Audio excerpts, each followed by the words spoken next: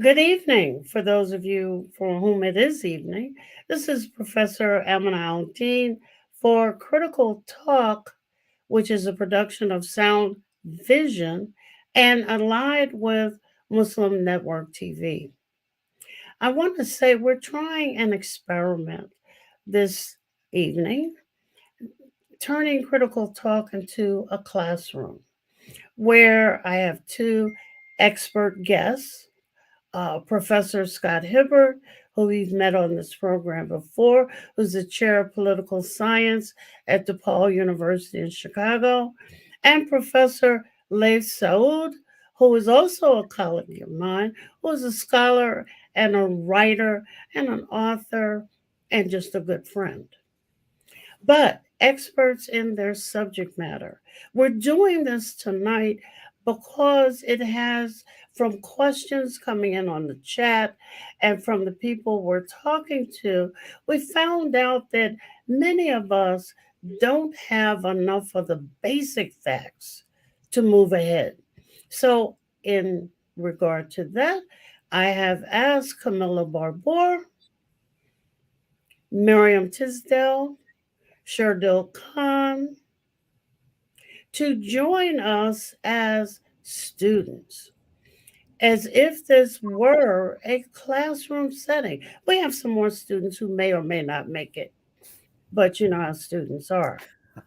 In the beginning, what I would like to begin with is if I can ask that the map of what is at the crux, beside the treaties and broken promises and compromises, but let's look at a map of what the place looked like in 1940, wrong map, 1946.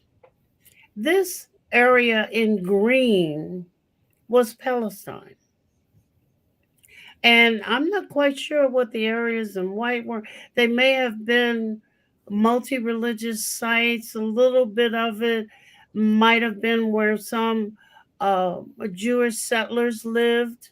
When we get to 1947 and this infamous thing called the Balfour Declaration, which our professors are going to talk about, look at what happens.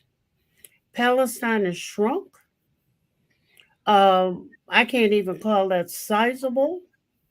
And if you notice, much like if we were to look at a map of India after the partition, you know, uh, one country is controlling the bulk of everything.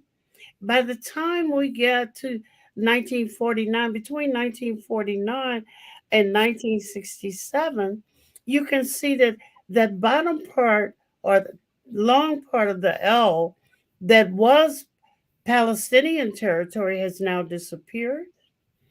The Gaza Strip is indeed a strip. And then there is the West Bank on the right hand side. This is where Jerusalem is and some other things. If you look to 2012, what do we see? Well, even that part that was Palestinian territory has now been encroached upon. I don't want to stay there because we got to get to information. I think that in 2020, you can see that Palestinians are being pushed what looks like south and eastward, but we're going to come back later to a map that shows you what is there, where they're being pushed to. I'm going to ask, it doesn't matter to me which professor starts first, an overview of the place. Scott? Okay.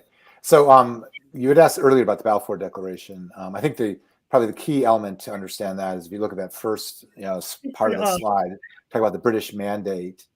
That towards the end of World War One or in the lead up to World War One, this was all part of Ottoman territory, and it was during the Ottoman times you began to see a migration of Jewish settlers from Europe into into the region. In the aftermath of World War One, towards the end of World War One, you have the British controlling that, what was then Palestine as well as Egypt, and they made a commitment to the Jewish population in Europe, which was the Balfour Declaration, which agreed in 1917. And it's a very carefully worded document, and it basically commits the British government to the establishment of a Jewish homeland in the area of Palestine. But it also commits the British government to protecting the indigenous rights of the existing populations. So essentially what's happening is the British are committing to the Arab populations that their rights will be protected, and committing to the Jewish population that they will support the creation of establishment of a homeland. Now, this is all happening within the context of World War One. They're promising much of the land of the region to the French through the Sykes-Picot Agreement. They're promising much of the land of the region, or they're promising the creation of an Arab state to Sharif Hussein through the Hussein-McMahon correspondence. And they're basically worried about losing World War One, and they're basically promising everything to everybody in order to ensure victory in World War One. World War One happens, and yeah. Sorry, you're muted, Aminah. Aminah, we can't hear you. Why are they trying? What is the reason for these promises? So if you look at it from again, taking a step back in history, so if you look at it from the Jewish perspective, the Jewish population of Europe was a historically marginalized and persecuted minority throughout the region, throughout Europe, right, living as in a diaspora. And the Zionist movement comes out of that position of being a minority population.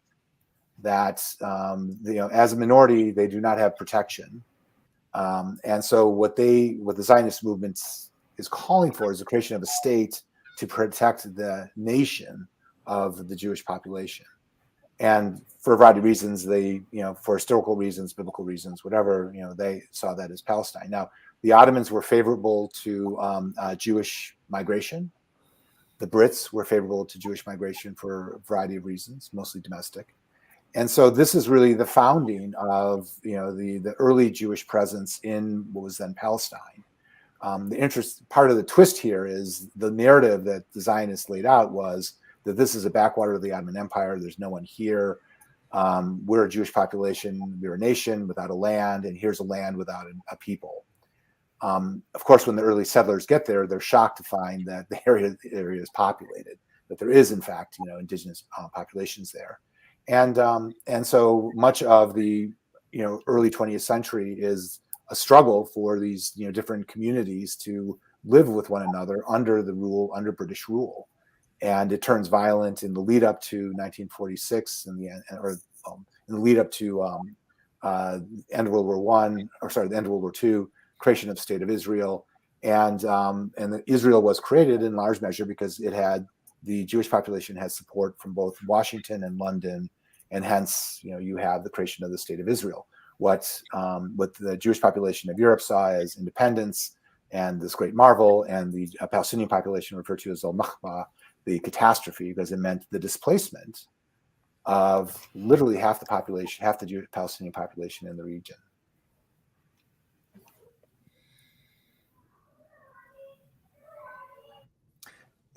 While our students are thinking of questions, I'll throw out two last comments here. So there's two major wars that have shaped this map. 1948, a number of armies from Egypt, Jordan, Iraq, I think it was Syria, invade. They're defeated. That's a long story. But that's what shapes that third map of 1949, 1967. The Israelis used that war as a way to consolidate territory. And then, of course, you have the 1967 war, where they captured not just Gaza and the West Bank and East Jerusalem, but they also captured the Sinai Peninsula, the Golan Heights, and that's really the framework for where we are today. So, Laith, so what you're saying is that after the Holocaust, right, Europe really wants to get rid of Jews. Well, it's more a matter of the Jewish populations wanted an independent homeland, or they wanted a state to protect themselves, and they wanted that independent homeland in the state of Palestine, and the European powers supported How them. can you make an independent sovereign state on somebody else's back? Scott, do you Yeah, mind go if I ahead. jump in here Please, a little bit? please do. So Scott has provided us a great comprehensive introduction through the sort of broad strokes of what happens before World War I, during World War I with the Balfour Declaration, so on and so forth. And let me just add a little bit of the complexity. I do appreciate the fact that Ta-Nehisi Coates recently said on Democracy Now! That there's nothing complex about this. There's one group of people being occupied by another, and I could not agree with him more. So I'm not trying to disabuse the audience of the clarity of that. That is absolutely clear that the Palestinians are being occupied and prevented from nationhood. But I think that the origins and impetus of Zionism is complex and need to be understood on their own terms. So what Scott was saying earlier is absolutely correct. It's essentially a borrowed theme from the European idea of the nation state. And stemming from the Dreyfus Affair in France, people like Theodore Herzl were motivated to start to articulate theories of nationhood that would therefore entitle them to statehood. So this idea that the nation is a group of people who share common characteristics, whether that be ethnicity, language, history, etc., are entitled to a state, which is the political expression and embodiment of their sovereignty as a people. So the early Zionists were trying to articulate a theory of nationhood and statehood that would entitle them to a land with people on it. They were not ignorant to the fact that there were people on this land. The Balfour Declaration declared there were no people to the land, perhaps because it was relying on particular European theories of sovereignty or statehood, or because they were just reckless with power and said that they could say whatever they wanted to say. I mean, either or. But I think that the early Zionists, the Herzls, the Jabanitskis, etc., they articulated this idea where they borrowed a lot of these European notions of labor. For example, a Lockean notion of labor, that if you worked on something, it was an extension of yourself and therefore belonged to you. So they started to articulate these false narratives that even if there were Palestinians there, they didn't cultivate the land. Thus, they were not entitled to it. We saw similar articulations with the Native American population in the United States, right? And, obviously, it's a problem in and of itself. Why a certain theory of labor should entitle you to the land is one problem. And without disparaging or discrediting whatever Native Americans may have done with the land, I am not schooled in that field. But the other thing about the Palestinians is it wasn't true, right? I mean, there was deep cultivation of the land. The Fellaheen represent a particular certain class and culture of people in Palestine. And then probably, this may be getting me in trouble with all kinds of people, but I don't care. The Fellaheen, the Palestinian Fellaheen are probably the most direct descendants of the ancient Israelites that are walking the face of the earth. They just over time adopted Arabic and adopted the Islamic religion and became Arabicized, right? So the fact that Ashkenazi Jews want to displace native Palestinians is not only unjust, but ironic.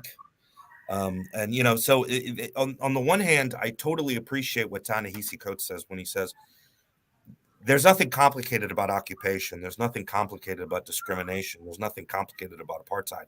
I wholeheartedly agree. At the same time, the history is very complicated. And I think we can walk around with both of those notions in our head at the same time. And a nice summation, by the way, Laith. I know my students have oodles of questions.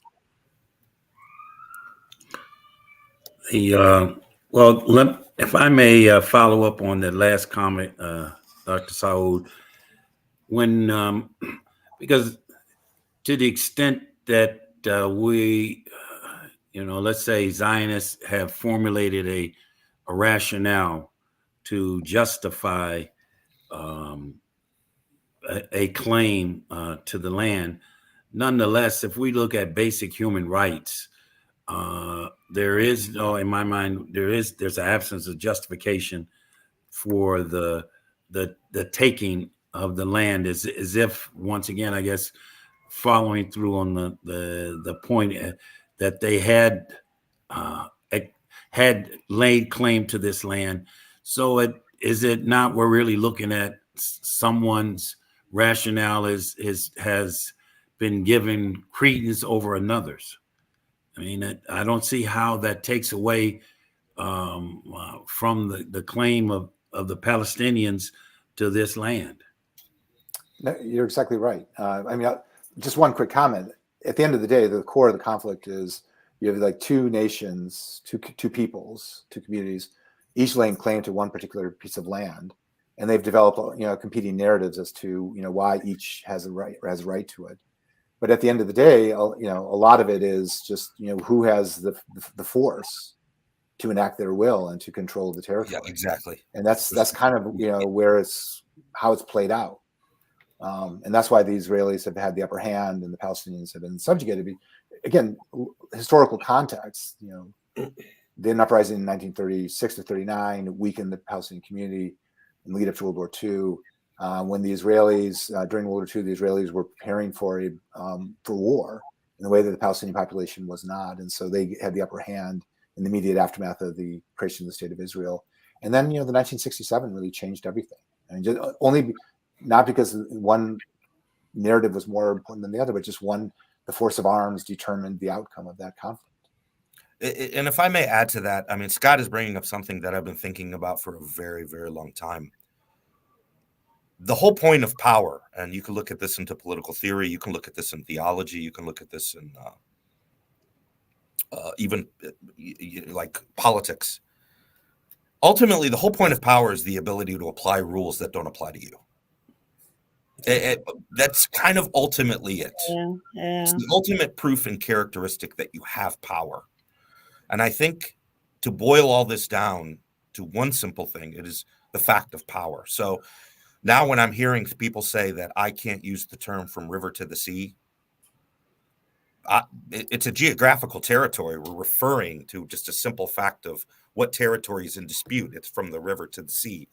But some people cannot use it, and some people can. The loss of some civilian life does not matter. The loss of civilian life on the other side does. Humanitarian law and international law is applied to some, and it is overlooked with others. Whenever you see disparity and you see hypocrisy or you see double standards, you're seeing the application of power. And I think that on the one hand takes us up against a wall. We made a brick wall in that analysis because we're going to say, is that ultimately what it is? Yes. So if you ask yourself why is it some narratives win over others? Why is the law applied sometimes over others? Why is it one civilian life is not worth as much as another? It's ultimately the application of power. I don't know where we go from there, but that is a fact we have to reconcile ourselves with. Mm-hmm. Questions, considerations. Have we done enough to lay a background? Yes, I would ask if there was a the other, I guess. I'm sorry. I was going to ask if there was a historical precedent for different methods of, I guess, determining land ownership or land occupation that has worked with two different systems in the past, or is it just people who haven't found each other yet? So that's a great question, Miriam. It is. One of the things that that's troubling about this region in particular, I mean, just the entire region, is there's a lot of ethnic cleansing.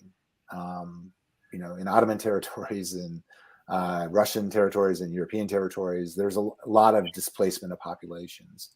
And at the end of the day, where you do see some kind of modus vivendi emerge, it's generally within kind of a cosmopolitan political framework, but those are very tenuous, and as we see in our own country, ostensibly we're built on this diversity, and yet we're fraying at the seams. One last comment I'll make about about the 1967 war is, there was a lot of conscious displacement of Palestinians from Israel, and the historical documents have been coming out and kind of recognized that Israel was trying to push Palestinians off land. But what really changed in 67 was the capture of all this land, with Palestinians. And now you shift from having kind of two populations somewhat side by side, though unequal, to now one side ruling over a good chunk of the population in the other. And that really fundamentally transformed the nature of the conflict. And I think that that's really still, that occupation is the essence of the problem at this point. Awesome. This is Professor Aminah Al-Deen with Critical Talk. This evening, Critical Talk is a classroom, and we're looking at the fog slowly lifting about, for many of us, that part of history that we don't know.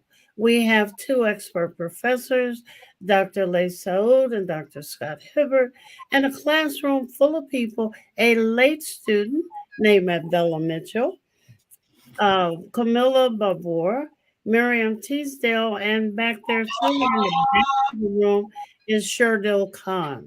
We will be back. We're going to take a break for 2 minutes and come back with an additional set of questions.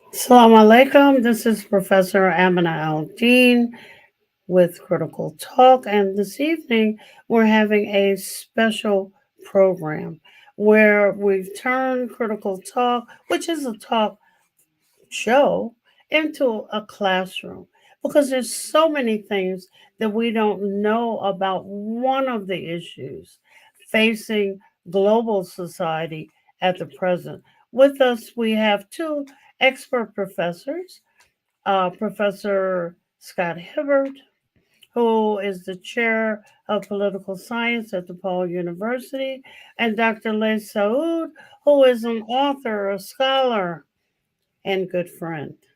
We also have, which is unusual, a class of folk who have volunteered to come on and just ask away. So we have Kamila Barbour, we have Abdullah Mitchell, we have Miriam Tisdale, and we are trying to sort through. And in that, being taught how to become critical thinkers. What are the questions we should ask? So now we kind of want to skip over to, and it doesn't mean we can't go back, whose interests are being served in the current 2023 conflict in the place. Laith, I'm going to let you start with that one. BlackRock, State Street, and Vanguard. Is anybody familiar with those names? In other words, the military-industrial complex. In other words, those who profit from war. In other words, those politicians who, have very little to offer. Okay. So let me do this. Let me not get so abstract and break things down, as my late mentor Sharif Bassouni used to always say, into manageable parts. We are facing a current conflict and conflagration that is horrible to our eyes and our ears and our senses of human suffering. I've never felt like this. I was born in Iraq, and this has horrified me even more than the Gulf War, meaning the destruction being wrought upon the Palestinian people. But let's break things down into practical political motivations at the moment. What happened on October 7th, 2023 was embarrassing to Benjamin Netanyahu. It had severe political consequences for the geopolitics of the region, and particularly for his political career. So what do I mean? In terms of the geopolitics, it is well known that the Arabs, particularly Saudi Arabia, were leading the charge on normalization with the Israelis. And had they achieved normalization along the lines of the Abraham Accords, which was spawned by Donald Trump, then essentially the Palestinians would have been relegated into a sideline issue, if not altogether abandoned. The reason why the Arabs were so open and amenable to normalization after all of these years is not necessarily because they look at the reality of the Palestinians differently, but because the reality of Israel as being something that's inevitable. Right? You okay, Aminah? All right. Because Israel as something perceived as something inevitable was accepted. So for the Saudis, the rest of the Gulf states, Israel was perceived as inevitable, and its inevitability was built upon its invincibility. Well, October 7th compromised that view of invincibility. I don't think it's going to necessarily take in the direction of normalization, but the idea that the Israelis are invincible has been compromised. So from a geopolitical standpoint, that happened on October 7th. Netanyahu's political career is finished. I mean, unless there's some miracle, he's finished. And he has no incentive in ending this conflict, because by perpetuating the conflict and hoping that he can achieve something out of it, that he can win something, whether it's land or the claim that he got rid of Hamas, he is looking for a major win here because he is desperately holding on to his political future, which in my estimation, and I would love to hear Scott's opinion on this, is over. The moment this conflict comes to an end, the Israelis are going to have their way with him. And the other thing that I'd like to say is our media is horrible at representing the diversity of views that exist amongst Israelis. If we were to watch American television only, we would assume that all Israelis are Likud right-wingers, and nothing could be further from the truth. So his political career is incredibly tenuous at the moment, and the only thing he can come up with is to devastate as many Palestinian lives as possible to make him seem strong. It's quite pathetic, but that's my take on it. I would love to hear Scott's take on it. Yeah. So So I think the operative comment that you made is his Netanyahu's career is over once the war is over. Right. This is an important thing because as long as the war drags on, there's a possibility of redemption. And what people forget is on October 6th, or the 10 months leading up to October 6th, there were daily protests of like tens of not hundreds of thousands of Israelis in the streets protesting his government. He has the most extreme right-wing narrow majority, ever. And he's and he's actually, and part of the reason he wants to stay in power is he doesn't want to be prosecuted for corruption, which charges have been filed against him. As long as he's prime minister, he can't go to prison. He can't be tried. So there's a lot of reasons why he's desperate to just kind of stay in power. And so in an odd way, the more this war drags out, the better off he sees himself being. Now, I would add also that the war serves the interest of Hamas, and that the real losers in all of this are the Israeli people and the Palestinian people. And I don't think that the leadership of either Hamas or Netanyahu represents the interests of the population. They represent their own very narrow niche perspectives and niche interests, and they're and they both see conflict as serving their particular interests. And the last thing I'll make is the Oslo Accords had their flaws, but when the Oslo Accords were being negotiated and were slowly being implemented with Yitzhak Rabin and Yasser Arafat, there was an enormous amount of support for peace within both the Jewish population and the Palestinian, or the Israeli population and the Palestinian population. The people who really were doing everything they could to destroy the peace process was Netanyahu and the settler movement and Hamas, and they end up getting their way. And because of that, because of the collapse of the peace process, the centrists on both sides were increasingly marginalized, and that's why you have the extremes of both political perspectives running at least these two areas. Miriam, I think back there somewhere there's a question from someone in the audience.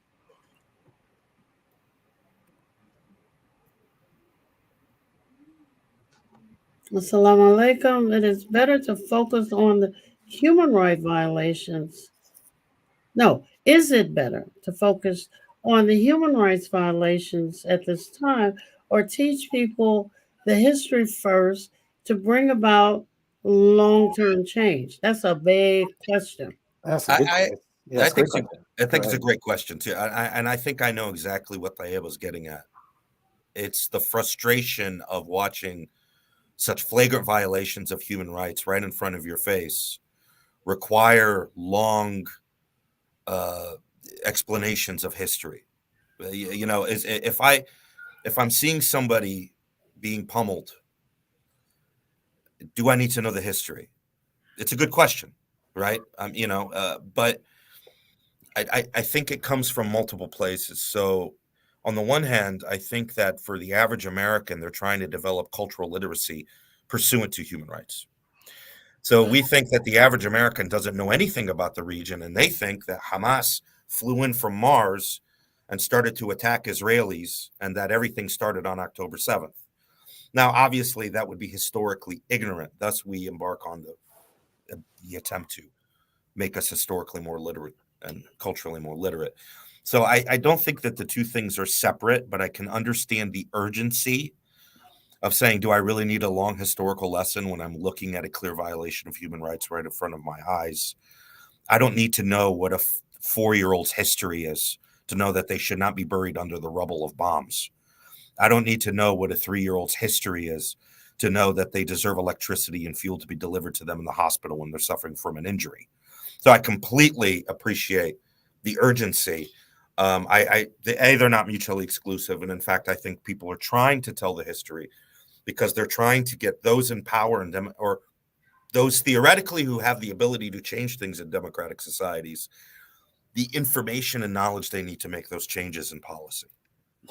And also, I would also add that part of what we're trying to do here is understand the complexity, so that we don't make rash judgments.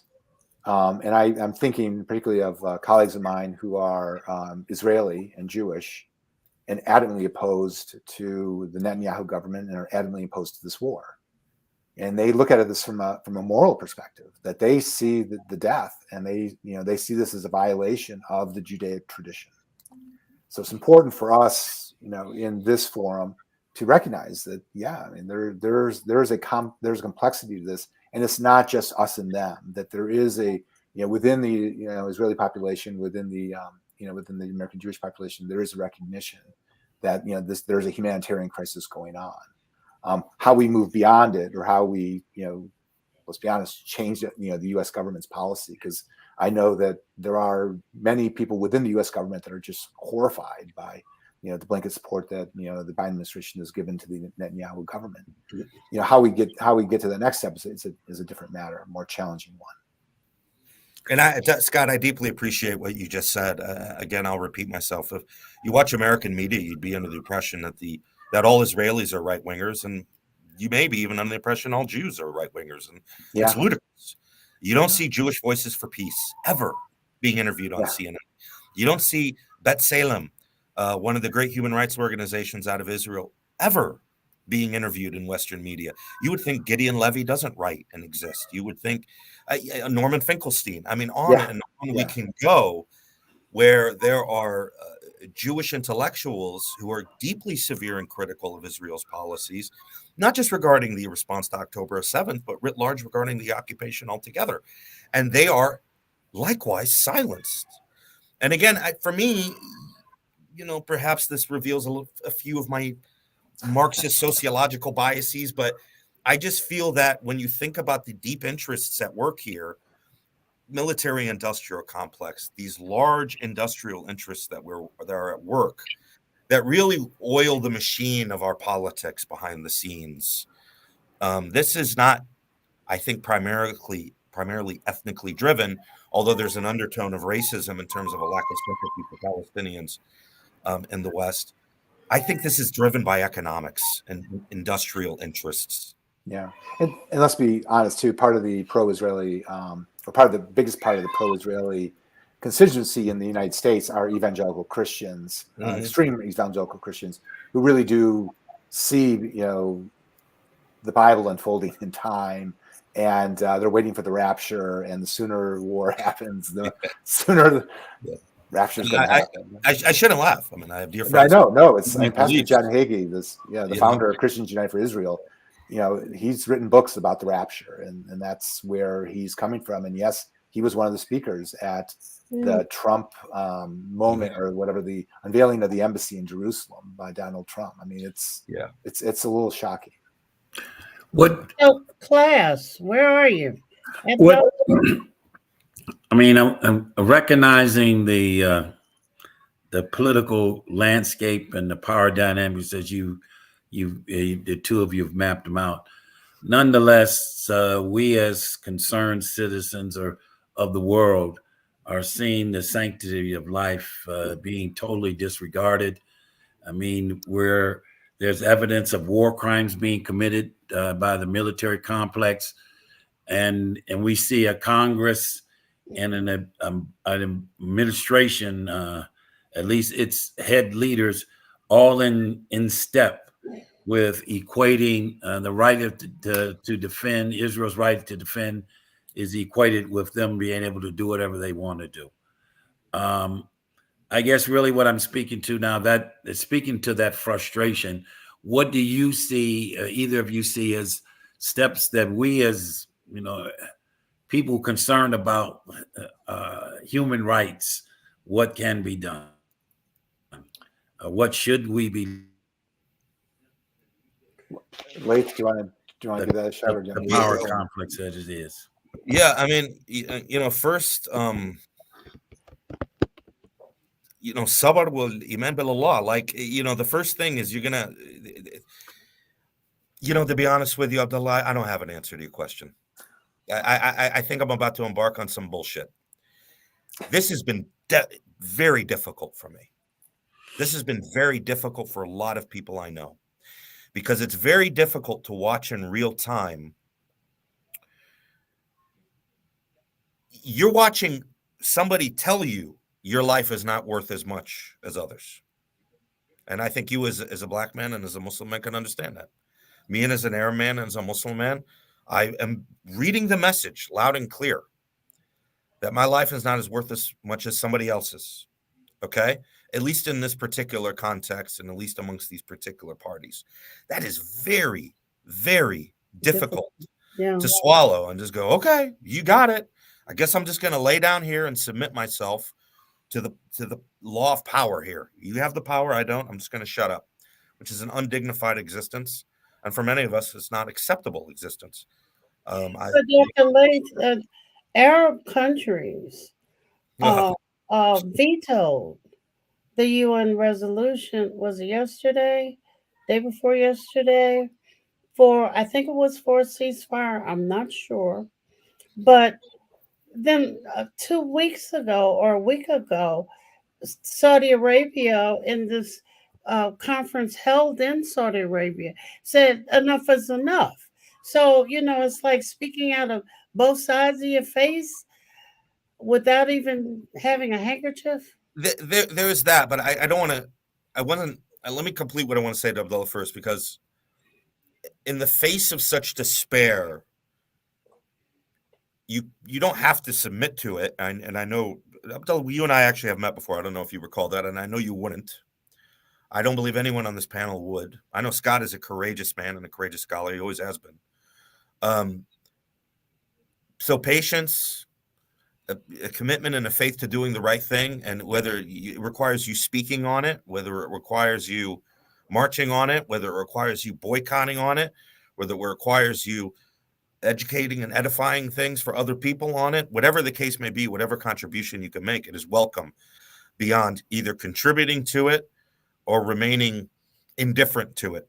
So, I think that there's a net positive that you can take away, however futile those actions may feel, whether it's boycotting, educating, speaking out, marching, whatever the case may be. So I really don't know what else to tell you. So let me chime in, because Farah Khan asked a very similar question, which is, at the end of the day, what then must be done?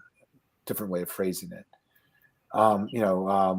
How do you keep the momentum, or when it feels like the political process is corrupt and may take generations to change?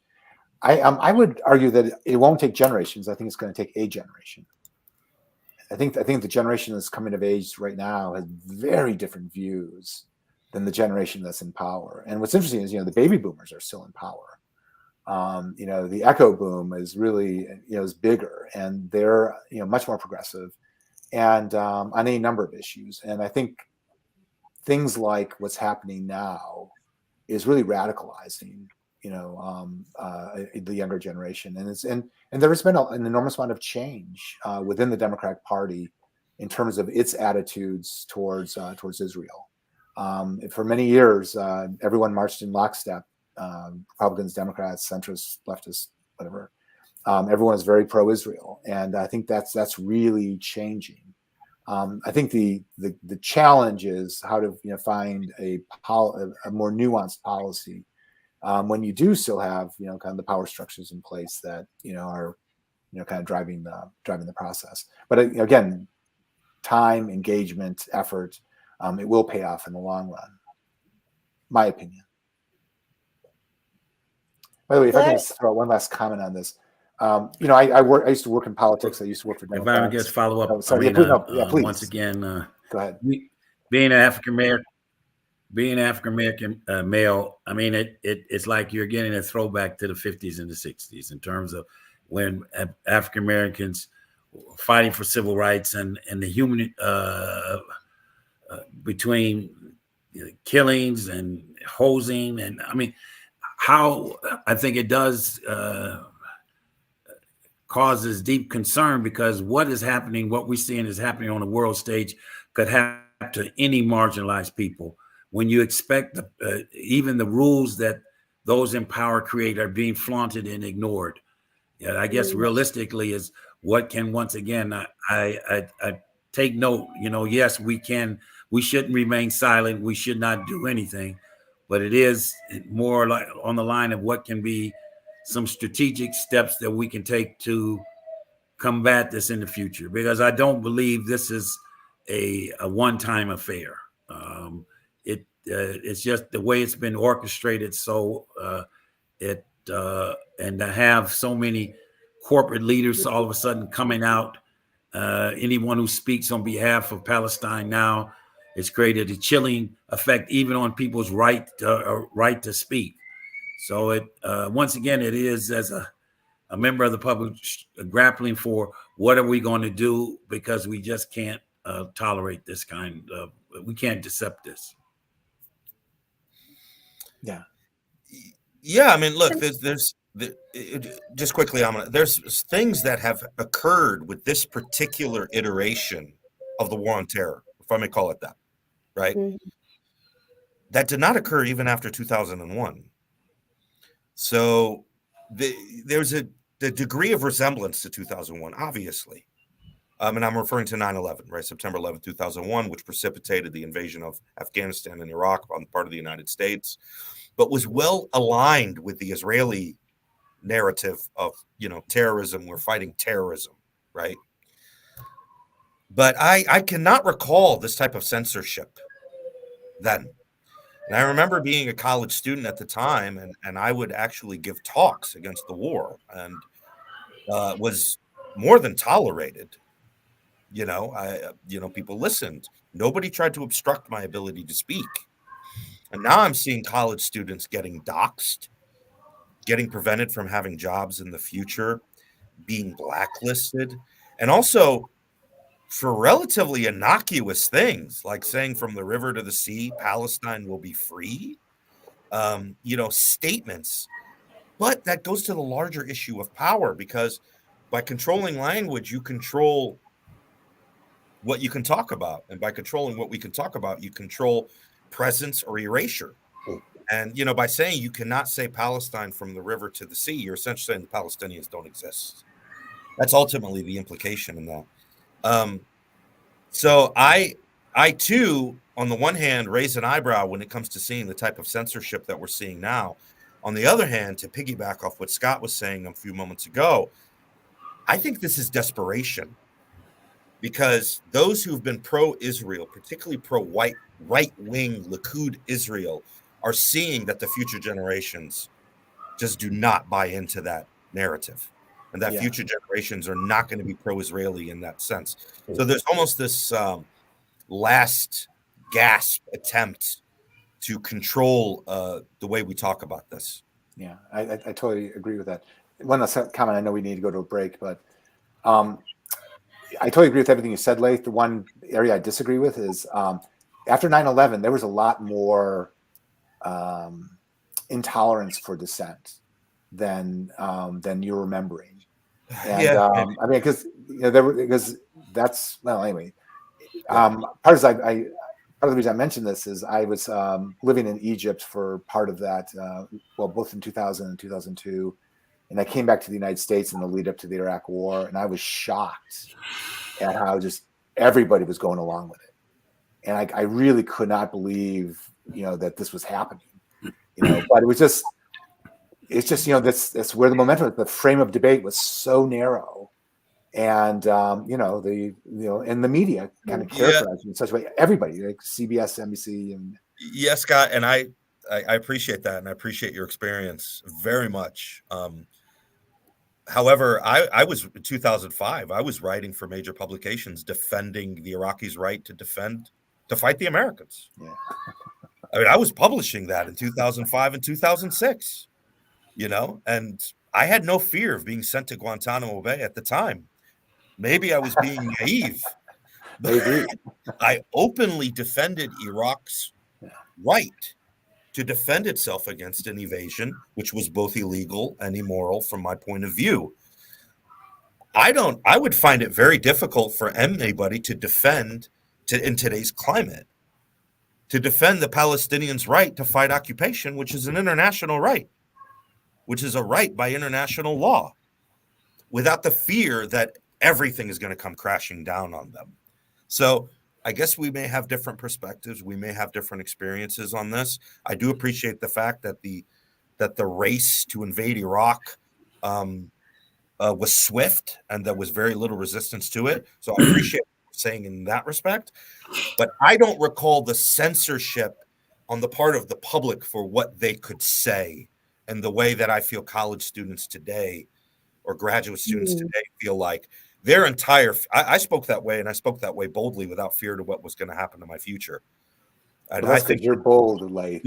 but there was a lot of self-censorship, particularly in the academy at that moment in time. But let me, since it keeps coming up, ask the two of you and the class, explain international human rights. And Americans think that the quote unquote rights they think they have as Americans are all over the world. But give me some clarification here. Where to start? I mean, we do have an attorney here, so maybe we could. Do you want to take a break or? Okay, well, let me say this. While you're thinking about it, let me say this is Professor Aminah Al-Deen for Critical Talk in a experimental classroom on one issue of today with Professor Scott Hibbard, Laith, and a class with Kamila Barbour, Abdullah Mitchell, and Miriam Teasdale. We will be back and we will be talking about the notion of rights and what are the rights, but also Islamophobia, anti Semitism. Stuff is just getting all conflated here. We'll be right back.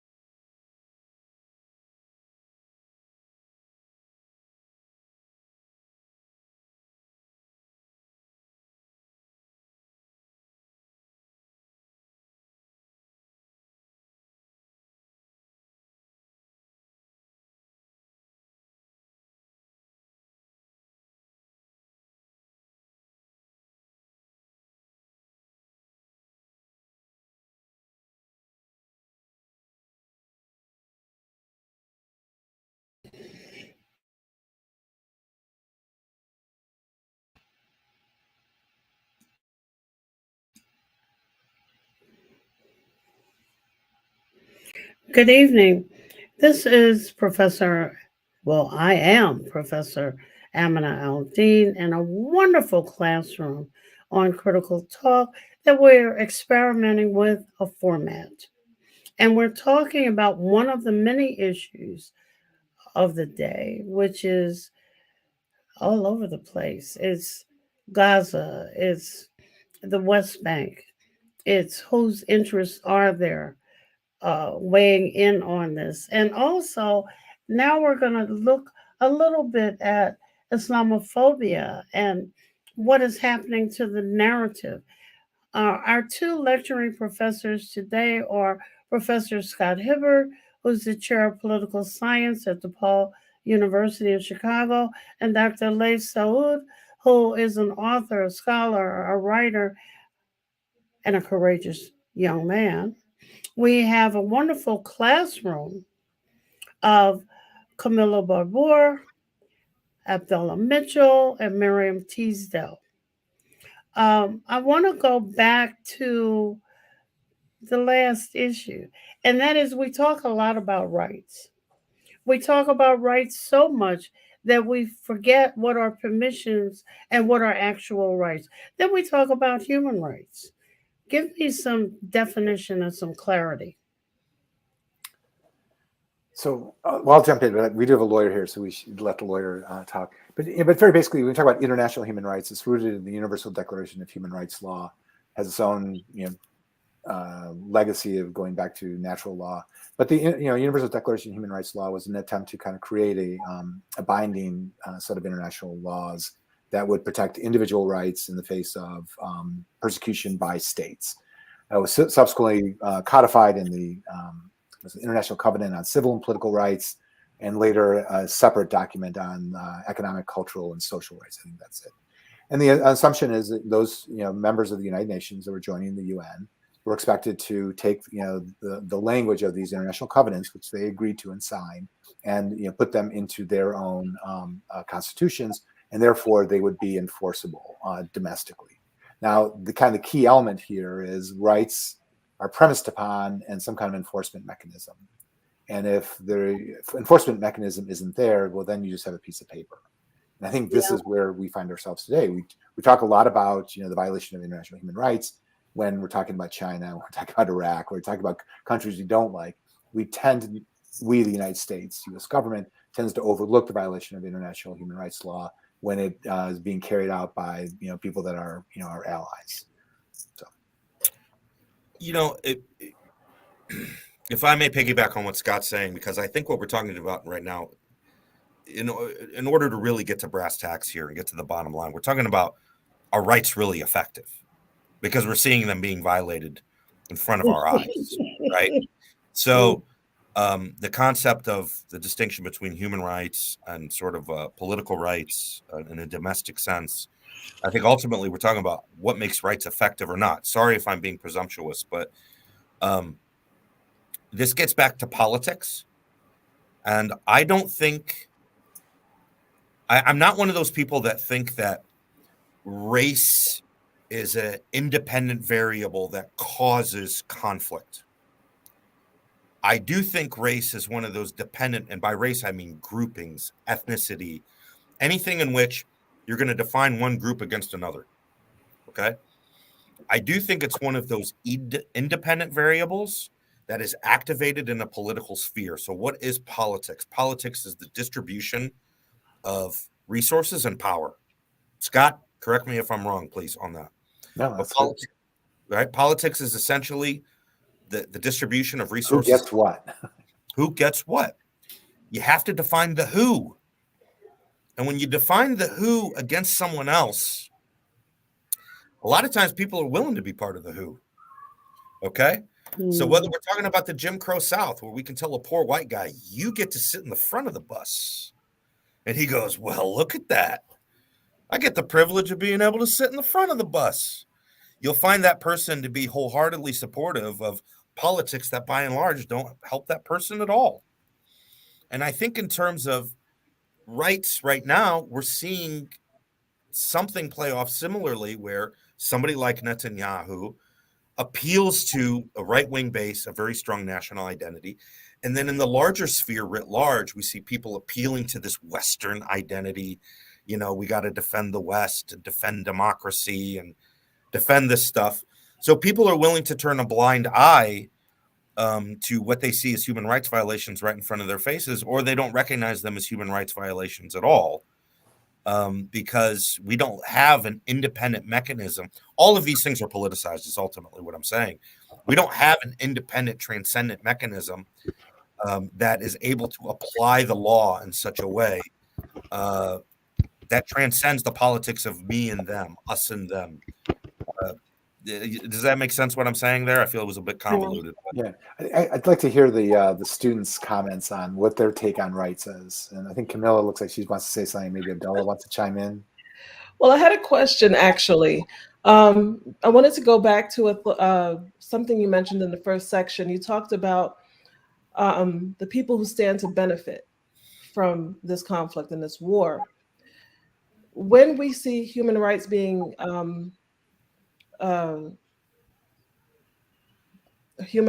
denied, we tend to look to our lawmakers when often if we follow the money, we find the real motivation behind a lot of conflicts.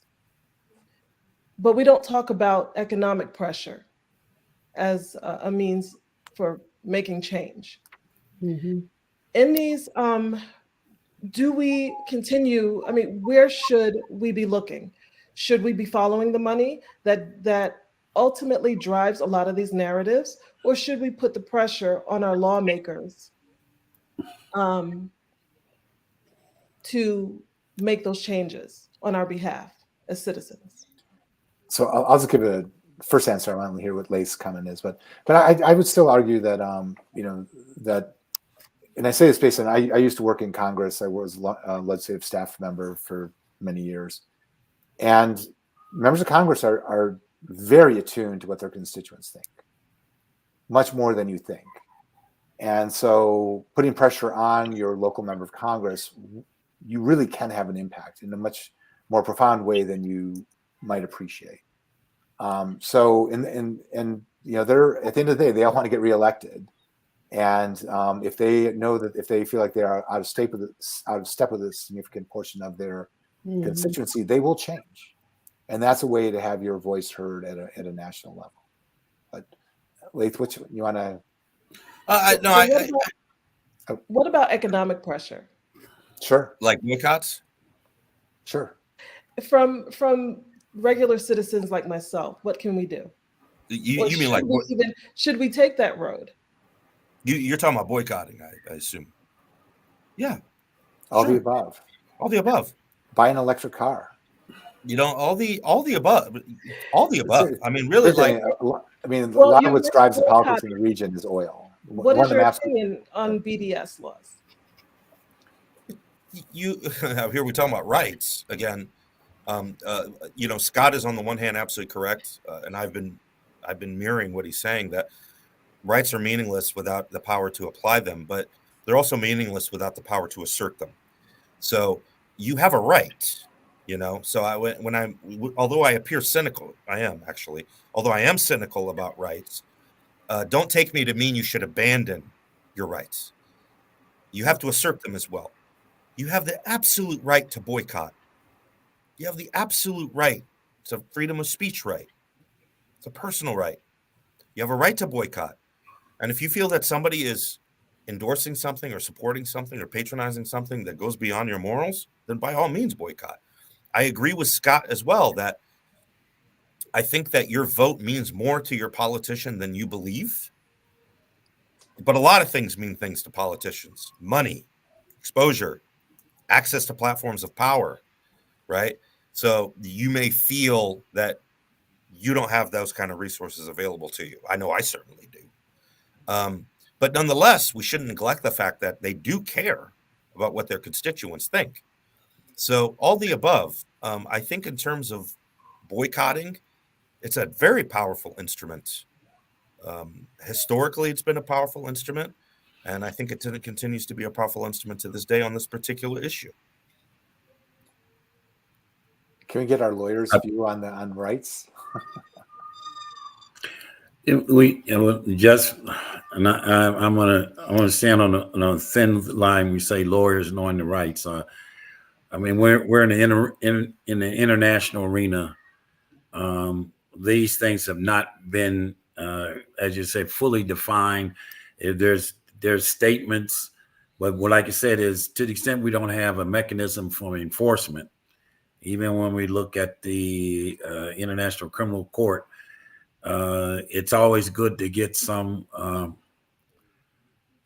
person in a small African country. But then when you start talking about will Netanyahu be held accountable for that? I'm not anticipating that.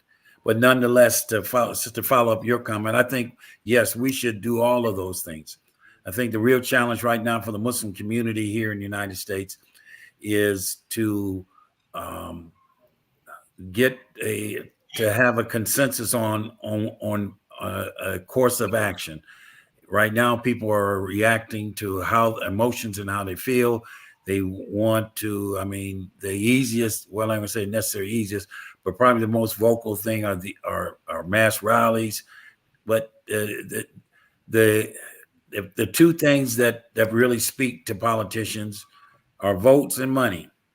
And to the extent that there is a boycott, to the extent that the Muslims make a candidate the statement of, okay, we got a senatorial election coming in Illinois, and wherever you're at, to those politicians that fail to even speak to even request a ceasefire, we should, by mobilizing the Muslim vote, or really all people that are concerned about life, against those kinds of politicians, I think that will be something that can be done. And I think if we look at how through social media we witness Arab Springs, and it did have an impact. It did get those in power, got their attention. And the question is how do we maintain that kind of movement? So let's, in our last few minutes, we got a good chunk of time left. What is anti-Semitism? So, well, go ahead. Yeah, it's an a priori, irrational, baseless hatred of Jewish people. Yes. So what kind of priori? A priori. Yeah, it's this. Yeah. Clarify. You hate Jewish people. I mean, it's All racism. Yes. So, if I can kind of elaborate on this, what's interesting about Islamophobia and anti-Semitism is at the end of the day, they're about fear and hate of another and other community, generally in a minority population within your midst. And in looking at, and there's a much longer history to maybe I shouldn't say this, but there's a long history of anti-Semitism in Europe. Islamophobia is been around for ages, but it's become just really pronounced in the aftermath of 9/11. But there's a sense that, we are a virtuous us and they are a unvirtuous other, and they are threatening and therefore worthy of, discrimination, persecution, and violence. And that's what justified, invading Iraq, invading Afghanistan. It's what, justifies targeting, Jewish populations in Europe in the 18th, 19th, 20th century. But again, there's always this element of us and them. And so in some respects, there's a communal sensibility to this, that, we are a majority population and we fear this minority in our midst. And I think that the real challenge here, just as an ethical human being, is that at the end of the day, you lose sight of the shared humanity which we all have. And we also lose sight of the fact that there's difference within this community. Okay, Osama bin Laden, attacked America. Doesn't mean my neighbor Laith, is a bad person. Right? There's a tendency to conflate, populations and to see them in a very homogeneous sense. And the unfortunate thing is, in times of war, it contributes to that, kind of hardening of identities. But a colleague of mine, a friend who teaches at Cornell University, wrote this really powerful piece condemning both anti-Semitism and Islamophobia in the current moment. And his kind of the punchline of his narrative is, there's no us and them, there's only us. There's only we. It's only the shared humanity. And trying to get to that point, either politically or morally or whatever, is challenging in these times. Yeah, and just to piggyback on that a little bit, What? Racism. I remember I did a TED talk several years ago, and I talked about. It's good. Google it. Yeah, I appreciate that. Our biological disposition to be suspicious and cautious around people who don't look like us or talk like us. We do have a biological disposition. It's related into, early bioanthropology and the way we've developed as human beings. You see another group of strangers across the desert or across the field or across the jungle or across the hills. Good chance that their males are going to want to kill your males and take your females as slaves and kill the kids, etc., etc. So I've always been somewhat generous about people's predisposition to be prejudicial. I don't find it to be morally satisfying when I see somebody who just they're a bit prejudicial. I'm like, oh my God, what a racist. Okay. It's part of the human condition to be a little ignorant. It's part of the human condition to algorithmize things and just sort of apply these even tropes to some extent, if you want to call them that. Okay. I don't care to hang people morally for exhibiting commonplace human tendencies. I think the key is, and this is to piggyback off what Scott was saying, was when racism serves an ideological function, okay, where it doesn't matter what your experience is with these other people. You're going to hold, that's why I said a priori, you're going to hold a narrative in your mind that insists they should be deprived of basic rights that you should be entitled to. And I think it's that threshold, because I know a lot of people who have prejudicial feelings, but they don't think people from different backgrounds should be deprived of the same rights that they have. They realize that that's unreasonable. That's not good. That's unfair. They may think some kind of people don't drive well. They may think other people are late for meetings. They may think other people are whatever, right? But they're not sitting around going, we need to get rid of those people. They're not sitting around going, we need to have concentration camps on those people. They're not thinking about they should not have them on television. So I think racism for me hits a threshold of concern when it becomes ideological and serves as the basis of saying those people should be deprived of political rights. And the irony of what we're saying is that's exactly the situation in Palestine as we speak, okay? That there is a certain application of an ideology that says these people are fundamentally unentitled to the rights that we enjoy as Israelis from the river to the sea. This is the land that we're talking about here. But we've seen many applications of this type of racism. We've seen many applications of this type of anti-Semitism as well throughout Europe, particularly, where there was a clear ideological platform, but then, energies were invested, attention was devoted to distract people from what was going on economically or the failures of inherent political classes so that they would have a scapegoat in Jewish people. Sorry, I was a little bit long-winded there. No, that's good. Yeah, but that's okay. As long as it's all about getting some clarity. Let me ask my producer to put up, we have a side-by-side of Gaza City before October bombing and after. On the right, there's a thriving city there with well-demarcated streets and trees. And now look at it. You can't, I probably have the wrong term, but what was it that we put together for Europe after World War II? Marshall Plan. Marshall Plan. Right. How long did that take? Well, A while. I mean, we put in like 13 books. Sorry, go ahead. May I go back to the earlier question, the definition of anti-Semitism?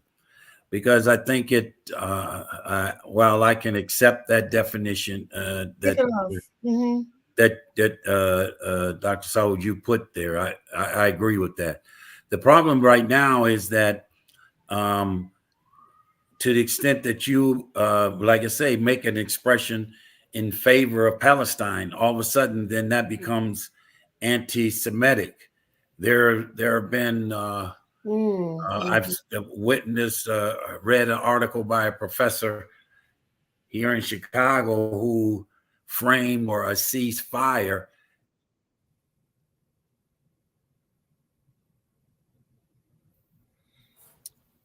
Dudley, you froze on us there. You still there? That therein lies, once again, if we use the theoretical framework that you've given, that would, to me, is what anti-Semitism is. But once it gets to the point that it's expanded, where people are afraid to even voice an opinion because you will be labeled anti-Semitic, And next thing you know, just like here in Illinois, laws are passed to curb, to boycott or divest, sanction. It has a chilling effect, and in my mind, it distorts what anti-Semitism is, or to the extent that we even talk about Islamophobia. But that really hasn't been a problem.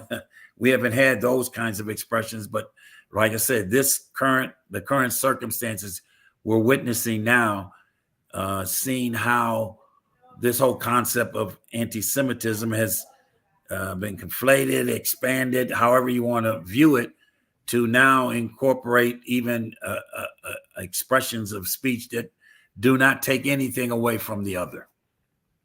If I can comment on that, you're raising a really important point, and this is something that the Netanyahu government has done a lot, is if you're critical of Israeli policies, they claim that that's anti-Semitic. And what you're really doing is you're just being critical of the policies of the state of Israel. You're not being critical of Israeli people or Jewish. You're not engaging in anti-Semitism, but they, at least the Netanyahu people have, made an argument that's anti-Semitic, and that's a false narrative. But it is, as you rightly point out, it's a chilling one. It definitely chills discourse. I've been wrestling with a lot of things for 20 years, really, since 2001. But many of them have sort of been resurrected in the last couple of weeks. And let's say, for example, the debate about whether anti-Zionism is equal to anti-Semitism, right? And I have a simple question for any Zionist. If Zionism means equal rights, equal dignity, and equal freedom for all the inhabitants of that particular parcel of land from the river to the sea, I'll be the first one to sign up. If Zionism means that the Palestinians enjoy equal rights, equal freedom, and equal dignity in that part of the world, I have no problem signing up for Zionism. I've just never seen a Zionist say that that's what it means. And it seems to me that what Zionism means is that it's going to be the displacement of a certain group of people who are going to be denied rights altogether. Please, someone correct me if I'm wrong. Someone correct me if I have the wrong understanding of Zionism. I'm more than happy to be corrected. But until then, I cannot deny the rights of a group of people to live in dignity, freedom, so that I cannot be a racist, if that makes any sense at all, because it doesn't. I have a hard time making sense of it. But if somebody accuses me of being racist because I'm anti-Zionist, I can't be racist against the Palestinians in order to not be racist. It becomes a conundrum, a confounding, ridiculous conundrum. But if somebody can tell me that it means freedom and equality and dignity for the Palestinians as much as it for the Israelis, I got no problem with Zionism. Just, I have somebody to tell me that. No one has ever told me that that's what Zionism means. For what's worth, I have Israeli friends that are that consider themselves anti-Zionist, insofar as it's not that they don't believe that the state of Israel ought to exist, but they are vehemently opposed to a ethno-nationalist conception of what that state would be, insofar as it is premised upon the subjugation of another population. And so kind of what you're getting at, Laith, is what might a one-state solution look like, where everybody's living there, but they all have equal rights, and that's a challenge that the Israeli state is unable to grapple with. Let me interrupt for one moment. We had a question from, and I don't remember the name, but the question was, can you quickly cite a time when your voice made a difference? That's one. And then second, what did we miss in this discussion? A lot.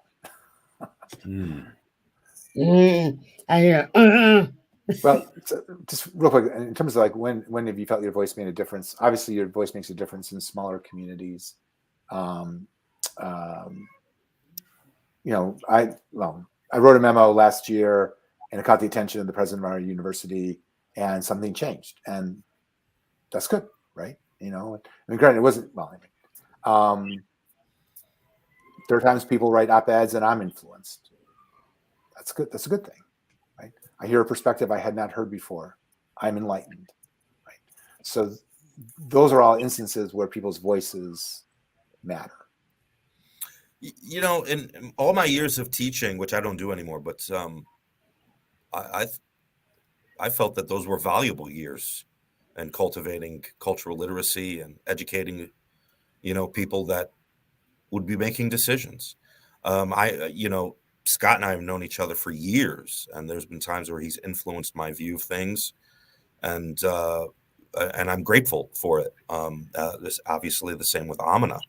So yeah, we just have to continue to speak our minds and say our piece. And I guess that's the moment when you're truly defeated, is when you refuse to speak your own mind. And maybe that is the one place where, you know, you truly have conceded and have been defeated. But I think if you're willing to continue to speak your mind, then you have hope and there's a chance. And I know I sound pessimistic because I am. Just too much years of experience. But, you know, unless we can't stop speaking our minds, we have to. There's a certain place where we're not going to go past it. And one of them is speaking my mind. And I appreciate those who have continued to do that with me over the years. And I've learned a lot from them. Mariam? Well, I guess, speaking, I guess, and, you know, just talking to people one-on-one, just having those interpersonal interactions, making sure that you have the connections to, you know, to friends, to neighbors, to just people in your class. And I find that those are the places in which you make the most meaningful changes in people's minds, because they know you, whether it's for your fellow students or for your teachers as well. You might show them something that they didn't know about. I do remember a point where we made a presentation about the Uyghur Muslims, and most of our class was, you know, shocked because they just never knew about it.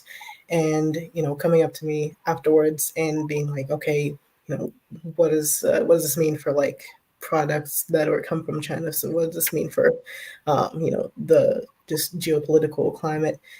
Even things, since it's a majority African American, they're like, you know, people talk about, oh, where we get our hair braided, where's this hair coming from? You know, that's one of the things we talked about. You know, just people just don't know. And when you help them understand in a way that's not patronizing, in a way that's not trying to belittle them for not knowing, basically, you know, one of the things I was going to ask if, you know, about anti-Semitism, like cheapening the term by using it so broadly, basically, and teaching someone what some like anti-Semitism, you know, actually is defined as and what it means. You know, that's a moment that you can also do like on that personal level. So that's when I felt my voice was heard and that a difference was made. You know, if I could just say one thing about the anti-Semitism. There was a reason why I stuck with Zionism as an example. If you're anti-Zionist, you're an anti-Semite. I am cautious about telling people what real racism is. If they feel it, all of us have minorities, right? We've felt that, you know, that's a little racist. There's something about your worldview or something about what you're telling me. It's a little racist. I feel it. Now, there's been times where I've been restrained about expressing it because I feel like I don't think the person I'm talking to realizes it. But I think let me get to brass tacks again. I think there are times where a Jewish person may feel like something is anti-Semitism, where the person expressing what that thing is genuinely doesn't feel they're being anti-Semitic. So I do like to be somewhat cautious and telling people what racism is. I think everybody feels their own sensitivities. So when it comes to the term anti-Semitism, you know, when it comes to the way we talk about racism in certain circles in the United States, I find it to be a very complicated topic to talk about. It's very complex because it involves emotions, it involves perceptions. That's why I like to remain with a threshold where somebody is denying me my rights. And then Zionism is a denial of people's rights. So I like to remain clear when it comes to that. When we get into the murky waters of what actually qualifies as racist, I consider those waters murky and keep my toes out of them. Abdullah. No, well, what I would add to this is, I mean, experiences just like this evening's discussion. I think anytime we have an opportunity to share thoughts is a moment, if at one level, to reinforce or sometimes validate your feelings or attitudes or beliefs, or maybe bring them better into focus. And so that, I think there's plenty of opportunities where everybody has a chance to, make a difference. We never know. Sometimes the fact that we may not witness the change or something for good personally doesn't mean that it has not occurred. Oftentimes something that is said or done may take years to germinate before that person may realize the truth of information that's been shared with them. So I think a much more broader view of ideas of when we're making a difference. It's not just when it's acknowledged publicly. Kamila. So my only comment is that when we experience so much grief, we tend to look to our faith for answers. We go to our institutions, our religious institutions, for guidance and answers. And I think it's really important that our leaders in our mosque, our masajid, our communities really align themselves with educators and organizations who are doing the work to inform us about what's really going on, so that we can get information, not to take away from our grief, but so that we can make educated decisions about what's causing our grief and our sadness watching this conflict unfold.